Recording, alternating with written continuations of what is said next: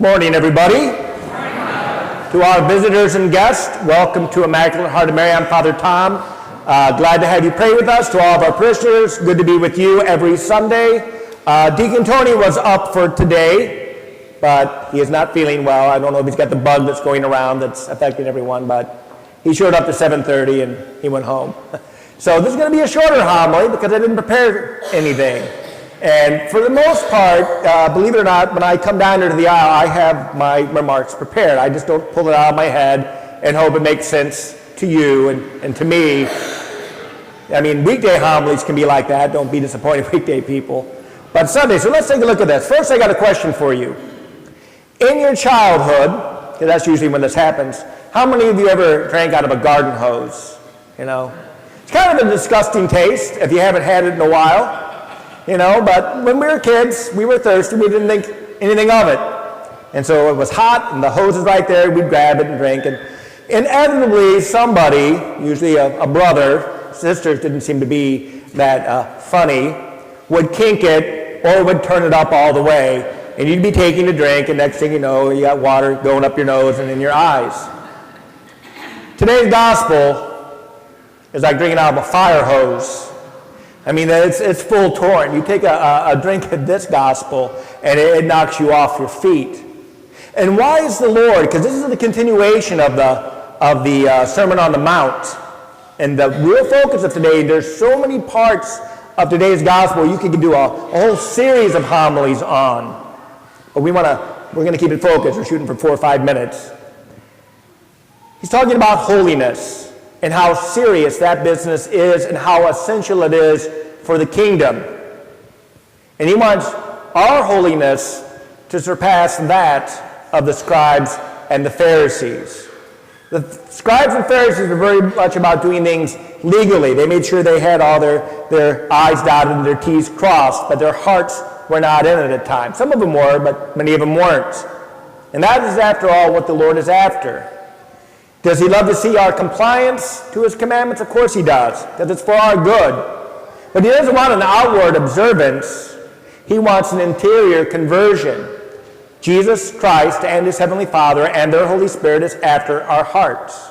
And all the various elements of this very thick and dense gospel try to deal with that. Some of them sound almost kind of severe. Plucking out your eye, cutting off your hand.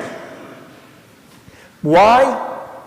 Because you and I, our big temptation in the face of sin is to rationalize it. It's not that big of a deal.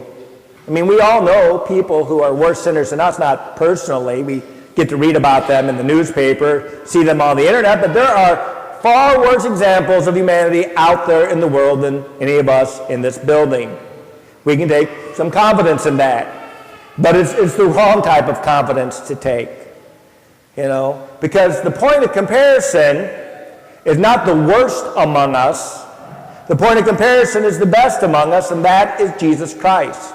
And so the gospel today delivers some pretty strong medicine to try to overcome the temptation both to rationalize our sinfulness, that we make excuses for it, we give ourselves permission, or to compartmentalize, that we can have it in an isolated pocket and it really doesn't affect the rest of our lives. But it does. It seeps out like poison.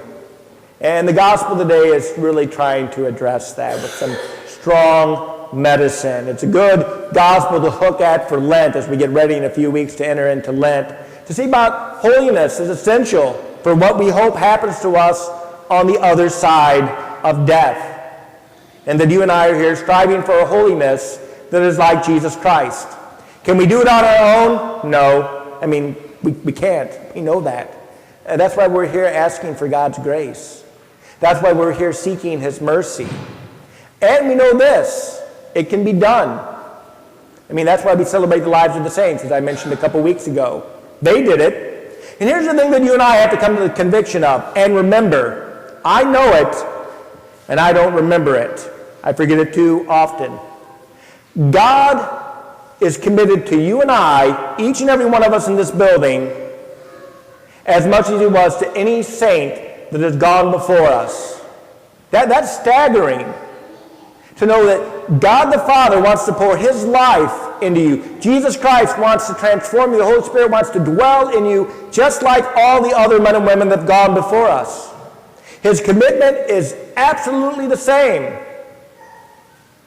The only hesitation is us, our limitations, our doubts, our fears, our distractions and indulgences in life.